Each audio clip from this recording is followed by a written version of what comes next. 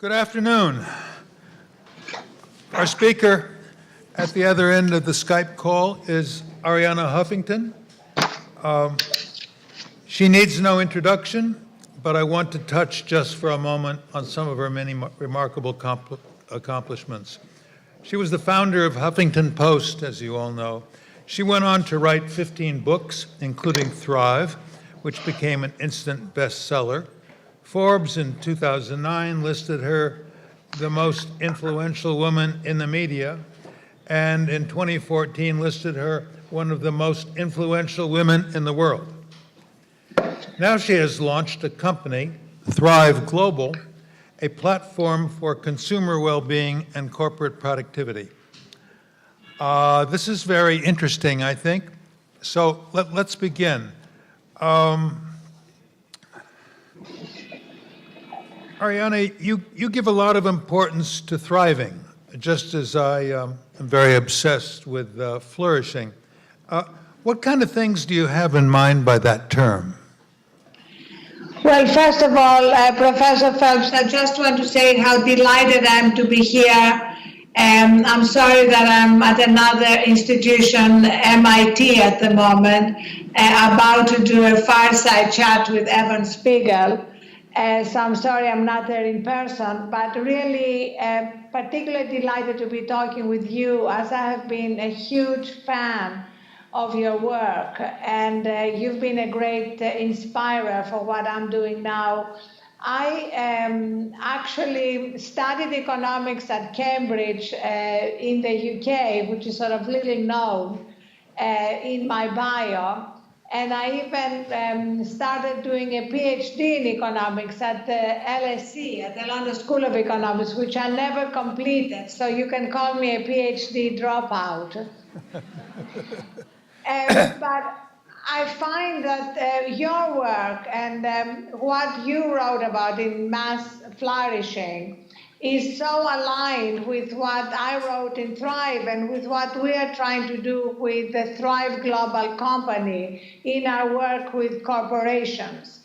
And let me just quote you, if you don't mind, when you said that mass flourishing is being able to achieve prosperity on a national scale by creating an economy of meaningful work, self-expression, and personal growth for more people than ever.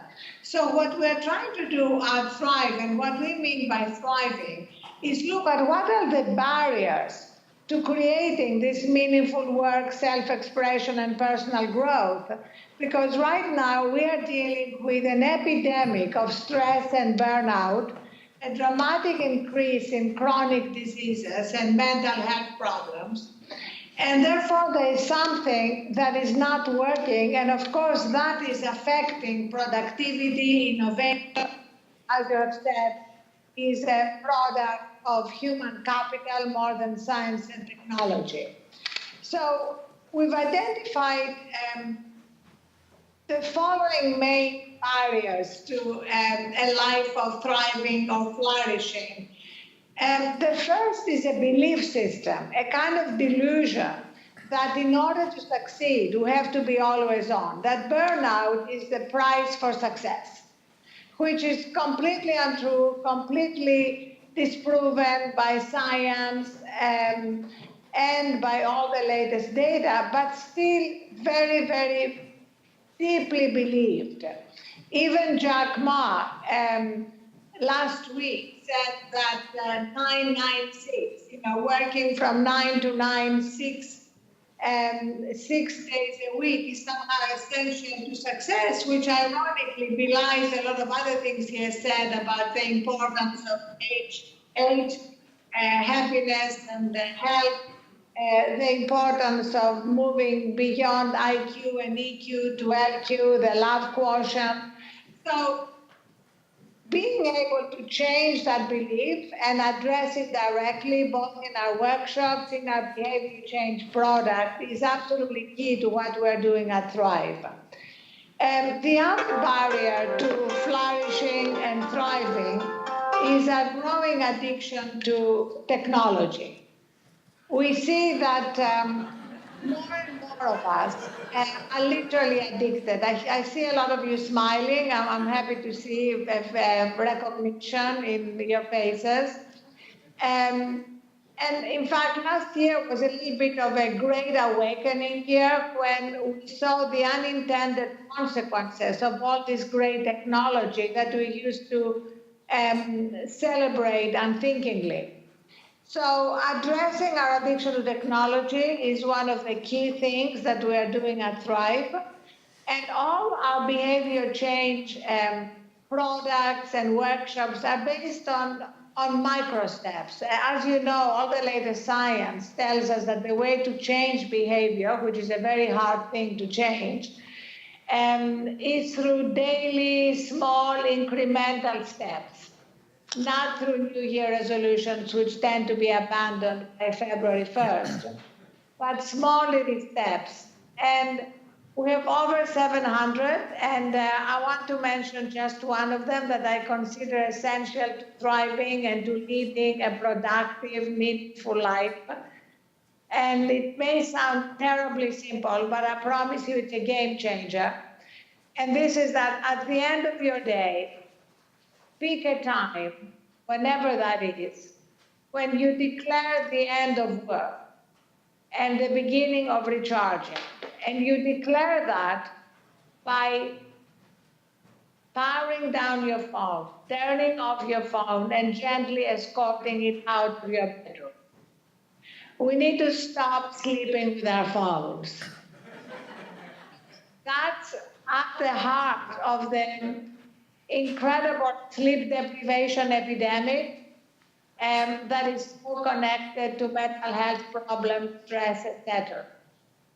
And the theme of your conference, the inclusive economy, is very connected to that, because women especially are paying a much heavier price because of workplaces fueled by burnout, for many reasons. First of all, because no matter what our intentions are and what we're saying, women are still predominantly in charge of bringing up children and often taking care of elderly parents. So it's an additional burden, and that's why we have so many women leaving work after they have children or only returning part-time.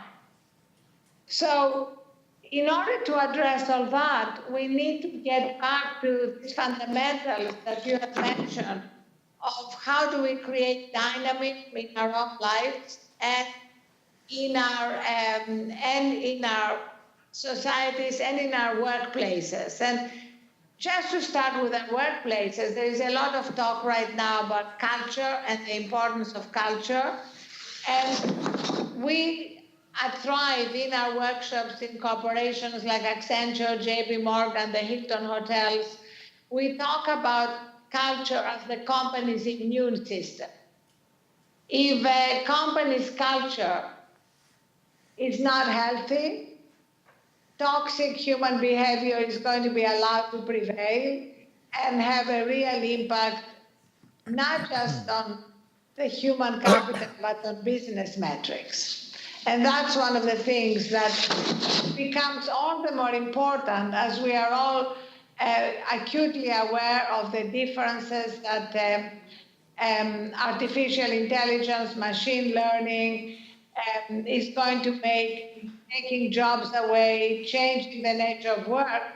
But at the same time, what is very clear is that machines may be able to do a lot of things better than humans, but they are never going to be more creative, more compassionate, or more loving. So let me end sort of my short remarks before we move into Q&A by saying that this is a particularly important moment to talk about flourishing or thriving, because as automation is becoming a more and more dominant part of our lives, the human qualities that go into thriving or flourishing are going to be more important than ever, and really the only qualities that cannot be replaced by machines. Thank you very much, Arianna. So now we move into the Q&A. Who would like to ask the first question? And maybe whoever asks the question can tell us their name also and what they do so they have a little context.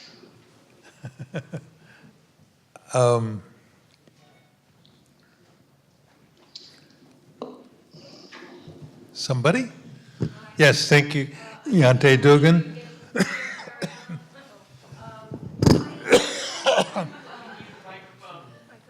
Oh, sorry. Thank you.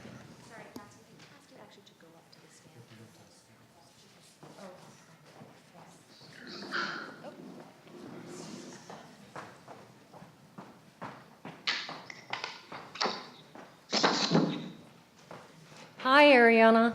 Tiante Hi. Dugan. So I just wanted you to expound a little bit on the connection between dynamism and your theory of thriving and how it relates sort of more specifically to women. Yes, in the so workplace. dynamism, which Dr. Phelps has called, the drive to change things. It's the talent to change things, to be receptive to new things, is also very connected with risk-taking.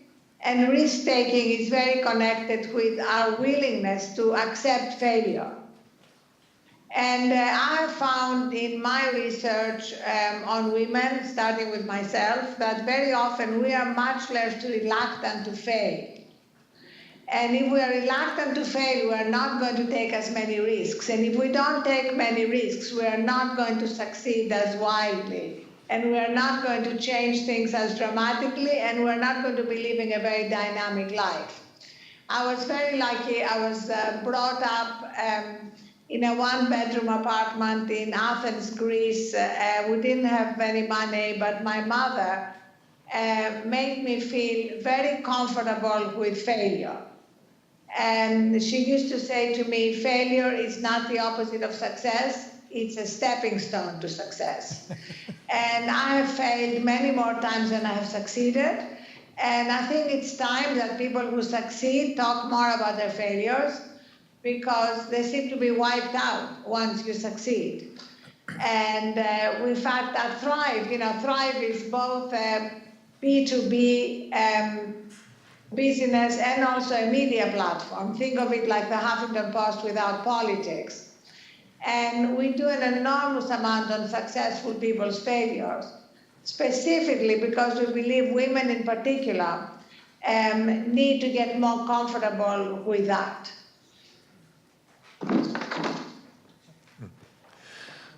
Thank you. Arianna, my name's Malcolm. Come from the technology field, and I'm kind of curious. I've been to several conferences where they talk about the future of artificial intelligence and machine learning in combination with robotics, and that within 50 years, 50% of the jobs are going to be eliminated, and within 100 years, close to 100%, 98% of the jobs are going to be eliminated, and a lot of CEO positions actually will be eliminated. My question for you is that with all the people that you talk to and stuff like that, in conferences that you go to, how do you foresee this affecting gender equality and affecting women in the future as far as workplace with regards to the gender roles? Thank you. Well, I think it takes a very, very bold man or woman to predict what's going to be happening in 100 years. But there's no question that millions of jobs are going to be taken away. But also millions of new jobs are going to be created. Kai-Fu Lee wrote a great book called AI Superpowers, in which he talked about all the jobs in the caring professions that are going to be more needed forever and more needed than ever. But these are all jobs, whether they are teachers or nurses, which traditionally, ironically, have been jobs reserved for women.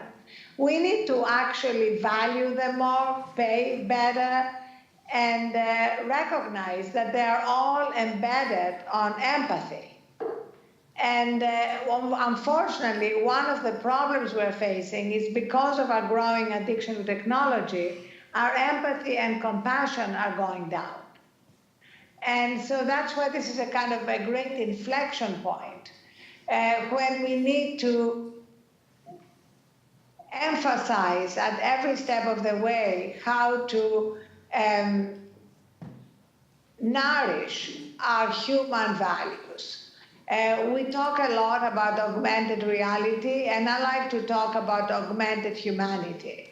Like, how can we actually not just celebrate tech superpowers, but human superpowers? And those are all based on compassion, loving, and creativity.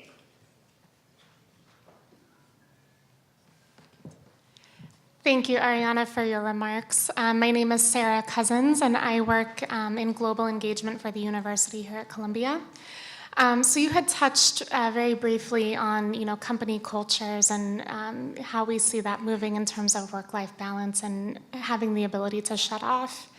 And I'm curious what elements you see are the most successful for companies and institutions to be implementing now and in the future. So I think one of the most important elements of a healthy culture is the unwillingness to tolerate high performers who are toxic. I'm on the board of Uber, and when the crisis we all dealt with happened at Uber, when I spoke at my first all hands, I promised on behalf of the board that from now on, no more brilliant jerks will be allowed. And I think that has been one of the main problems in toxic corporate cultures, that when you worship on the altar of high performance and hyper growth, you're willing to tolerate bad behavior from high performers. That's the death of a healthy culture. So at Thrive, for example, when we interview obviously for skills, but we also interview for culture fit.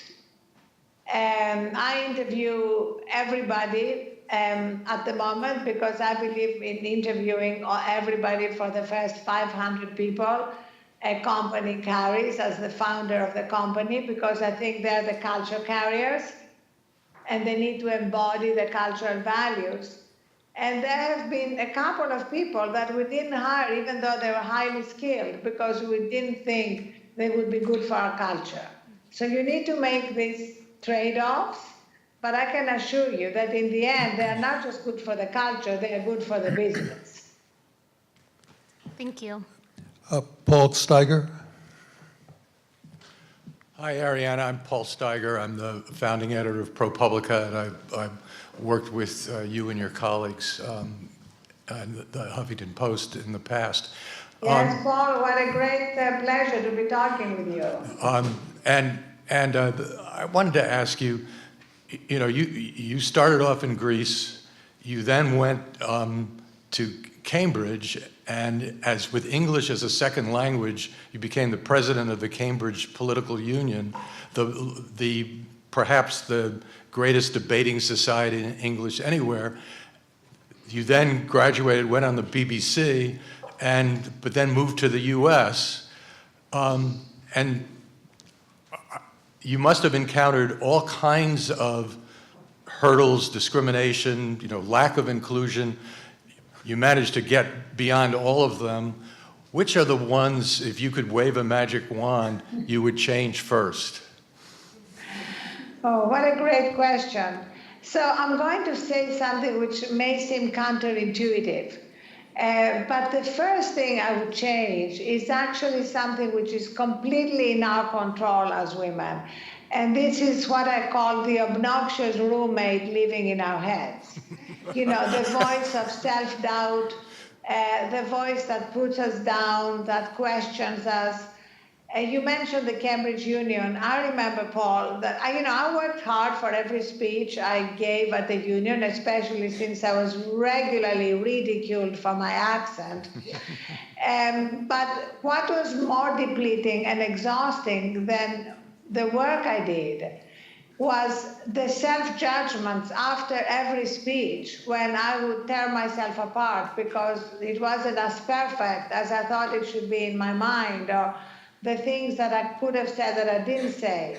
So I think, we all have that voice, but women have it in a much more intensified way than men. You guys can sort of watch a football game and tell her to shut up. And we tend to kind of want to wrestle it into the ground. So I have 2 daughters in their 20s, and I'm working with them, and I see it in themselves and in them and in their friends as one of the main barriers for women, standing up for ourselves, being resilient, being willing to overcome challenges and barriers along the way. Thank you. Thank you. Another question? Another question. Hi, Arianna. My name's Cynthia Lang. I actually come from the solar industry, which is heavily male-dominated. And I'm actually curious with your position on various boards. I think there's a huge issue. Thank you. There's a huge issue with a lack of female representation in board members. So I'm curious about your experience being on male-dominated boards. Like, what has been the biggest challenge for you in pushing your messages forward about gender equality? So, first of all, I think one encouraging thing is that there is a lot of data that as soon as a woman gets on a board, it's more likely that you're going to have a second woman on that board. That's actually what happened at Uber. I was the first woman on the Uber board, and my first self-imposed job was to hire a second woman. And I, in fact, introduced to my fellow board members Wan Ling Martello, the CEO of Nestle in Asia and Africa, and she became the second member of the board. And ironically, when I mentioned that data point during an all-hands speech, a fellow board member, David Bonderman, joked that actually when there are more than one woman on the board, what it means is going to be more talking. And it was a joke, but it was an inappropriate time as Uber was changing its culture. So it actually led, due to popular demand, to his resignation. And a new member from the TPG fund, that's a major investor in Uber, joining in his place. So this is both an indication of how fast our culture is changing and how much easier it is for more women to join boards once the first woman who is on the board makes it a priority. We now are 3 women on the Uber board. Ursula Burns, the former CEO of Xerox, was the 3rd woman. It's fantastic. Thank you. Hi, Arianna. Thank you. I'm a business reporter. I'm originally from Peru, and I'm a master's student here at Colima Journalism School. I'm really glad that you brought Uber up because I actually have a question about risk-taking and how these IPOs that we've been seeing, Lyft and soon Uber, are also sort of changing the conversation into questioning if the risk-taking culture in Silicon Valley has gone too far because we're seeing IPOs are being launched in companies that are not really profitable yet. So when we're talking about women being risk-averse, which I believe it's true also, how do we think of not being risk-averse without also, falling into what might be, in my opinion, a danger of being too extreme, as I think, some companies in Silicon Valley are sort of showing to be? So, as you know, since you are an economist, the minute you mention the word IPO, it means I cannot say anything. It's like just in the risk culture, risk aversion culture. We are in the middle, as you know, obviously, of this process, and anybody who is an insider, whether an executive or on the board, has to shut up at the minute the words IPO are mentioned. Otherwise, our general counsel would be all over me. So just, I just want to Let's follow up on that. discuss Yes. after the IPO is done. Okay. Well, thank you. I tried. Thank you. I'd just like to interject just to say we have time for just one more question. So whoever would like to be the last person. Last question. Last chance, last question, yes. Hi, Arianna. I'm Jai. I'm a Columbia student. So you just mentioned the Jack Ma and the 996 culture, which spurred a heated debate in China regarding the corporate culture. So that means that you have to maybe the employees are forced to work like from 9 a.m. to 9 p.m. and 6 days a week. So could you please elaborate your take on this question? Especially, do you think this is the problem with the capitalism and the alienation of human, use it as a very productive input rather than value the humanity itself? Or do you think this is because they are the top executives, they are too male dominated, and therefore they care more about the performance instead of other things? Thanks. Well, actually, what is so interesting is that if you really cared about performance, working excessively long hours has diminishing returns. The data is very clear. And we also saw it recently with Elon Musk. I wrote an open letter to Elon Musk because you saw the unintended consequences of running on empty. And it's kind of ironic that somebody who is an innovator when it comes to transportation energy is so behind the scientific curve when it comes to human energy. Why would you work around the clock and tweet in the middle of the night when your performance is clearly impaired and your cognitive performance is impaired, and end up in a battle with the SEC and having to step down as chairman of your company and pay a $20 million fine? What they tell us everywhere as founders is focus, focus, focus, and don't allow distractions to get in the way. Well, that's a major distraction, if nothing else, but also a great teachable moment. And that takes us all the way back to how I started. A teachable moment about ending the delusion that in order to succeed, in order to be effective, in order to be productive, in order to innovate, you need to be always on. You can't afford to take care of yourself. You can't afford to sleep. You can't afford to recharge. All that stuff is completely disproven by all neuroscience and all data we have. So now we need to catch up with the latest science in the way we behave and in the norms that we set for our companies. And before we end, I want to invite all of you to share your thoughts and your stories on Thrive Global, because as we are changing our culture and our economy, it would be so great to share our own stories and beliefs in order to accelerate the cultural shift that's happening. And to make it super easy for you, I'm going to give you my email address, and you can email me directly, and we'll give you a password, and you can write anytime you want. Professor Phelps has promised to write a piece, but he hasn't done it yet. So my email address is ah@thriveglobal.com.